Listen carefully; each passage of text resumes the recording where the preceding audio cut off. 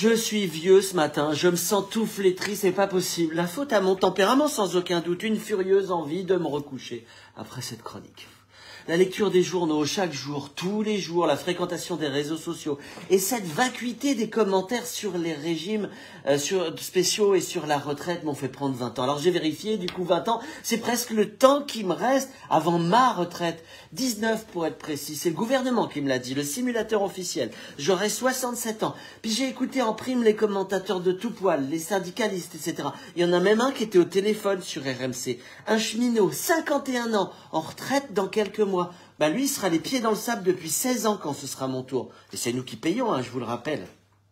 Il y a quelqu'un qui peut remettre l'église au milieu du village ou je suis le seul à être vraiment perdu dans cette affaire au milieu d'une réforme qui en plus ne fait plus d'économie. Et puis comme je cogite trop la nuit, bah oui, je viens de vous le dire, je suis vieux, donc insomniaque, bah, j'ai sauté de la retraite au temps de travail. Ah bah, comme une fleur, hein, j'ai mis bout à bout toutes les conversations que j'ai pu avoir avec des copains qui me disent qu'ils n'arrivent pas à prendre tout leur RTT et que c'est dommage. Mais c'est quoi ce système? Moi j'en veux bien du temps, je veux bien en avoir pour en donner, tiens, pour les autres, pour ma femme, pour mes enfants, pour les plus démunis. Je le fais un peu, mais ça rentre pas dans les cases, c'est pas comptabilisé ou si peu. Et puis j'ai des journées pénibles en plus. Après vous, après ma chronique, hein, ça ne s'arrête pas jusqu'au soir. Ah ben ça c'est promis, hein, mais pas avant 18 h. Hein. Non, pas à 18 h. Beaucoup plus tard.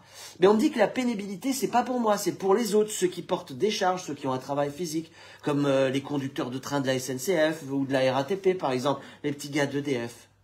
J'en connais pourtant des patrons en surchauffe, hein. Des gens bien hein, qui se tuent au travail, qui font vivre beaucoup de monde parfois. Et si un jour ils craquent, bah c'est sans filet, hein, pas de chômage, pas de parachute, rien. La charge mentale, ça n'existe pas chez ces salauds de patrons. Seulement chez la femme opprimée par un patriarcat dominant.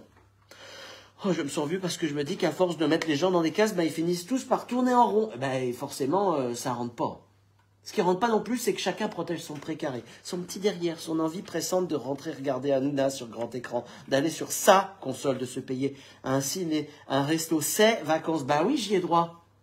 Bref, il y a vraiment personne qui nous tire vers le haut en ce moment, qui nous explique le pourquoi du comment, qui nous invite à trouver du sens à tout ce qu'on fait, dans la relation à l'autre, ailleurs que dans son petit environnement mesquin. Bah ouais, je me sens vieux, j'ai envie d'aller me recoucher, blotti contre ma moitié sans bouger. Ça ne sert à rien, mais ça réchauffe le cœur. Bah c'est d'ailleurs peut-être lui le cœur qui nous a lâchés en premier. Mais nous ne le savions pas, on a voulu faire sans et on voit où ça nous mène. À la semaine prochaine et bon carême.